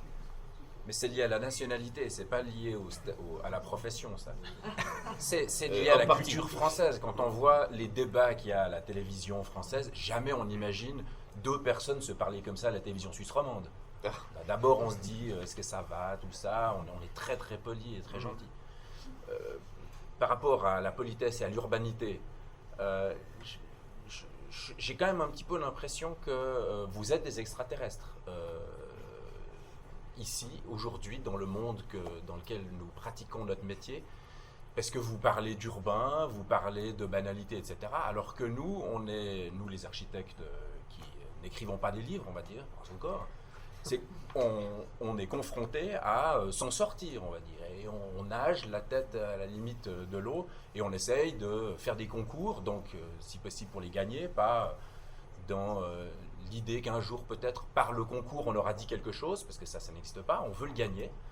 Et puis on veut comme ça faire des images de synthèse et y remettre un petit peu la part de monumentalité que ça ne mérite pas et tout. Mais donc on est en permanence dans ce paradoxe entre le désir d'urbanité et puis la nécessaire monumentalité qu'on est obligé de mettre partout, dans n'importe quoi maintenant.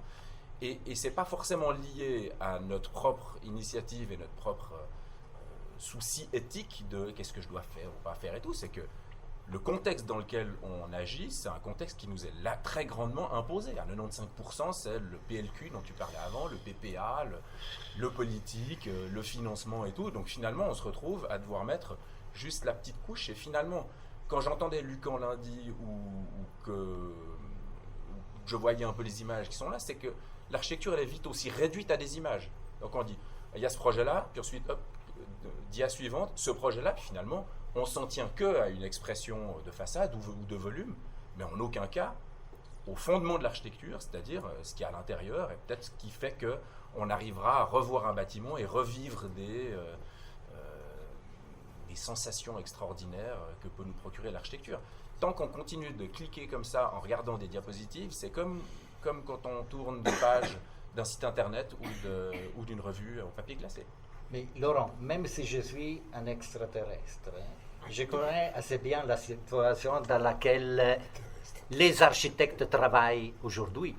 Moi, je considère que c'est quand même utile de discuter de thématiques comme celles qu'on discute aujourd'hui, parce qu'il faut, pour nous, dans l'académie, et pour vous dans la pratique, aussi pouvoir avoir, disons, quelque chose qui pourrait éventuellement réunir nos efforts. Après, tu fais les concours pour les gagner. Ben, je pense que tu n'es pas extraordinaire, que tous les architectes le font pour gagner. Alors, le problème par rapport au fait que pour gagner un concours aujourd'hui, on doit faire la bonne image de synthèse, etc., est dû au fait que la culture académique, la culture politique, a été incapable de produire une alternative à la manière de produire l'architecture qui est celle de la culture dominante. Donc le syndic de la petite commune perdue quelque part rêve d'avoir un tout petit le musée de Bilbao. Ça c'est connu. Je veux dire, on ne peut pas nous changer les choses comme ça, on doit être patient, croire en ce qu'on fait, et même si on fait le concours pour les gagner, ce qui est tout à fait compréhensible, en ayant gagné, on pourrait rajouter une petite brique à cette construction dont on voit pas encore la forme finie, mais qui est en train de naître. C'est ça. On n'est pas si extraterrestre que ça. Hein? Non, mais moi, malheureusement, par rapport à ce que vous écrivez, je ne suis pas du tout extraterrestre. Moi, je vois les architectes suisses comme des extraterrestres, parce que j'ai l'impression que vous pratiquez dans une facilité bien supérieure à celle de la France, que ce soit... Et ça je n'en conçois, contrairement à beaucoup de mes confrères français, aucune animosité. Au contraire, je me réjouis que ça existe encore. Mais en termes de budget ou de, malgré tout, réception culturelle, venez à Paris. Et donc, qu'est-ce qu'il faut faire? Évidemment, défendre... moi, j'ai le même discours académique et professionnel. Hein, j'ai pas de, et je m'impose de montrer tout ce que je fais. Donc, j'ai pas de cadavre dans les placards. Bon. Mais... il faut arriver à installer un malentendu, hein. C'est clair. On gagne sur des malentendus. Oui, c'est vrai. Miss, d'ailleurs, il disait, il y a les vraies raisons qui nous font agir, et puis il y a celles qu'on donne aux clients. C'est tout un art de marchand de tapis aussi, hein, de vendre un projet, et d'arriver à gagner le concours avec un projet dont on sait qu'on pourra le faire évoluer par la suite vers quelque chose qui nous satisfait, mais que cette espèce de stade intermédiaire, un peu fallacieux, va permettre d'obtenir peut-être une adhésion, et que derrière, on pourra faire dériver la chose à son vrai point. Mais nous, en France, c'est, avec ce que j'essaie de faire en tout cas, c'est pas du tout contextuel, on va dire, dans le milieu français. Je ne travaille que sur des malentendus. Ou avec des commandes directes, parce que là on peut argumenter, on peut discuter, et y compris même parfois sur un plan assez théorique, et ça devient assez opératoire en fait, et on arrive à convaincre comme ça. Mais évidemment qu'en France aujourd'hui, je sais plus, il y a quelques mois, faisais un bâtiment, je sais pas, la façade elle faisait peut-être 30 mètres de long, donc c'était quand même pas grand chose, et elle était assez régulière, et un client, un promoteur m'a dit, mais tu te rends compte, cette façade, c'est incroyable. C'est banal. Oui, puisque c'est ce que c'est, tu vois, c'est tout pareil, quoi. Et oui, mais ça va de là à là, en lui montrant une autre façade construite, quoi, dans la rue. Donc c'est pas quand même grand-chose, hein. Et puis, est-ce que quand on est rue de Rivoli, on est malheureux? Non. Donc, voilà, il y a aussi de la pédagogie à faire, et pour les concours, clairement, du malentendu à installer à notre profit. Il y avait une question là. J'avais une remarque. Le titre de l'exposition, c'est la narration du quotidien, justement. Et je pense que notre génération, les plus jeunes, on est dans un contexte de crise, et peut-être qu'on est intéressé justement à utiliser le quotidien comme narration pour créer des malentendus, justement. Je pense qu'il y a parce qu'il y a une démarche très subversive dans la démarche ou l'attitude proposer de ce retour à quelque chose de banal. Et peut-être que en fait on est intéressé par ça parce qu'on peut créer un double discours ou essayer de créer une forme de poétique ou d'intérêt à travers le quotidien pour justement vendre en fait,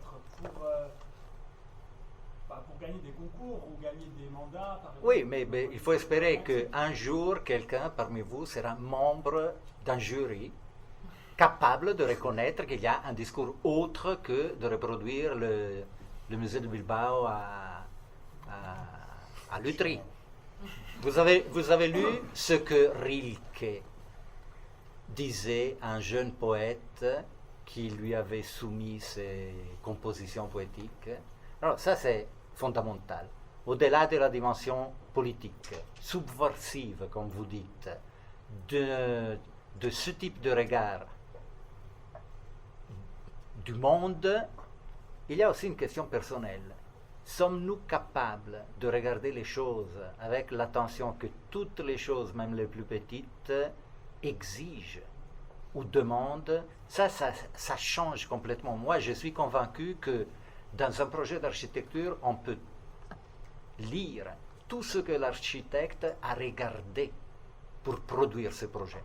Alors, au-delà de la recherche qui commence à devenir abstraite et peut-être même académique du quotidien, de la banalité, etc., il me suffirait d'imaginer que les jeunes générations soient capables de regarder avec l'attention que chaque événement de la vie mérite, avec enthousiasme et avec la capacité morale et intellectuelle de dépasser l'adage selon lequel le quotidien est banal, ennuyeux, etc. Ça, c'est... Vous vous souvenez, Le Petit Prince? C'est l'attention que tu consacres à ta rose qui rend ta rose importante.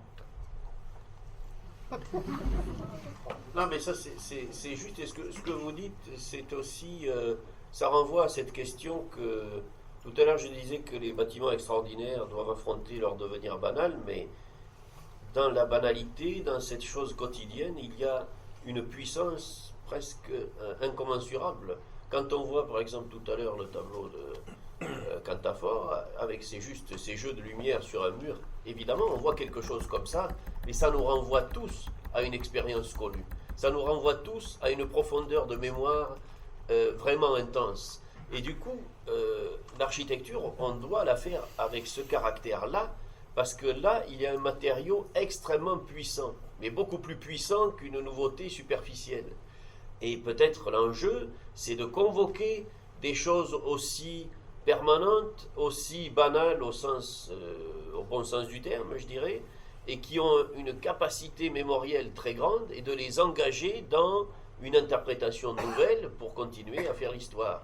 Et ça renvoie aussi à cette question de l'inquiétante étrangeté, l'étrangeté. Le problème, c'est que beaucoup de bâtiments aujourd'hui, peut-être ceux qu'on a évoqués, ces monuments contemporains, sont bizarres. Ça, ils sont bizarres. Ils sont étonnants, bizarres, originaux peut-être. Mais ils ne sont pas étranges. Parce que l'étrangeté, elle se développe à partir du moment où tout a l'air normal, mais pas tout à fait. Ouais. Vous voyez Twin Peaks, tout est normal. La ville vraiment, pour le coup, ordinaire et banale. À part que, non. On sent bien que là, on va trouver quelque chose qu'on n'aimerait pas trouver, quoi.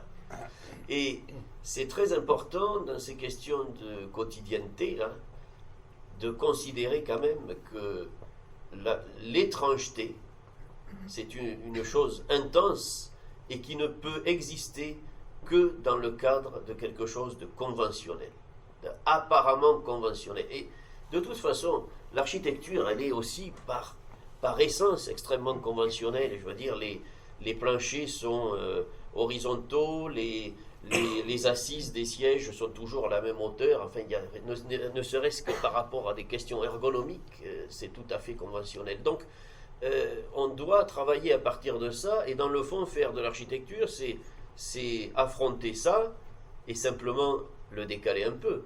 Et l'architecture, elle est dans le décalage, là. Et ce décalage, c'est ce qui produit aussi, qui peut produire, dans les meilleurs des cas, de l'étrangeté plutôt que de la bizarrerie. Mais j'avais travaillé il y a quelques années à Mendrisio avec mes étudiants sur la question du cinéma, de la manière dont on a regardé le cinéma pour voir s'ils pouvaient nous informer sur la manière de faire des espaces réels, en fait. C'est-à-dire comment la représentation d'un espace fictif pourrait faire un retour sur l'espace réel.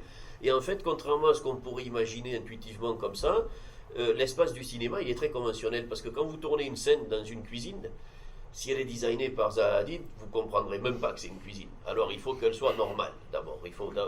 La première chose, c'est qu'elle soit repérable, identifiable, compréhensible, intelligible immédiatement. Et à partir de là, peuvent opérer les décalages d'ambiance, etc., qui créent l'étrangeté du film. Mais l'étrangeté du cinéma, ça n'est jamais que l'étrangeté de la réalité, qui est vraiment très consistante à partir du moment où elle s'accroche, et elle ne peut s'accrocher que sur des choses entre guillemets normales. C'est ce que les surréalistes ont bien compris, et les photographes surréalistes en particulier, en saisissant tous ces petits décalages étranges de réalité, mais qui appartiennent à la réalité. Elle est beaucoup plus complexe et moins ennuyeuse, heureusement, que ce qu'on peut souvent imaginer. Si je peux me référer à mon quotidien personnel, d'habitude à cette heure-là, j'ai faim. Oui, c'est ce que j'ai dit. C'est qu'on a envie de vous écouter.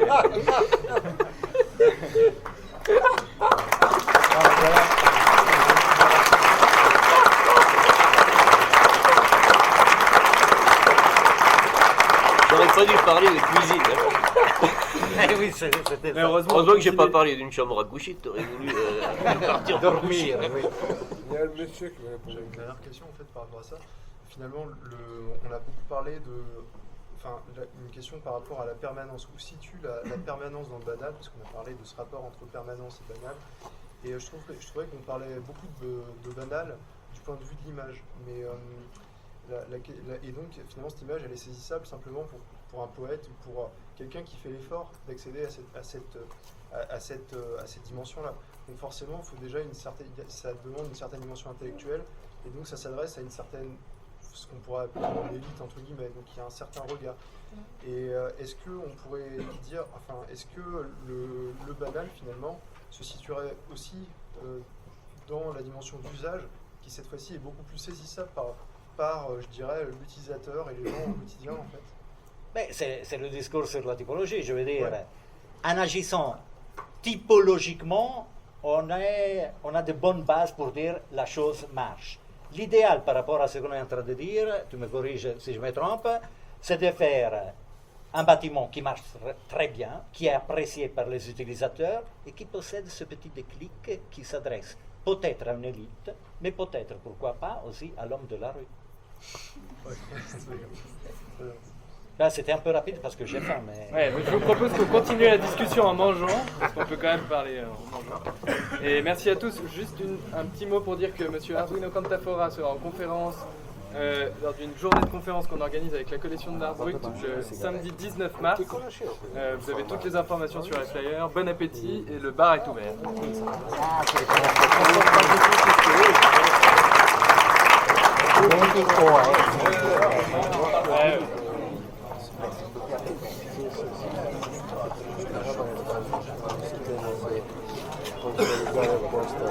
Ma loro sono bravi, loro fanno un lavoro veramente notevole.